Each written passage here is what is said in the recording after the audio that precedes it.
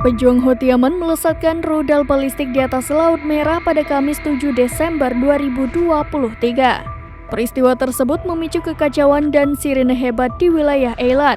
Pihak Houthi Yaman membenarkan bahwa mereka telah menembakkan sejumlah rudal ke wilayah Eilat dan membidik sasaran militer Zionis. Zionis sendiri menegaskan bahwa pihaknya berhasil menembak jatuh beberapa rudal yang dilesatkan Houthi tersebut.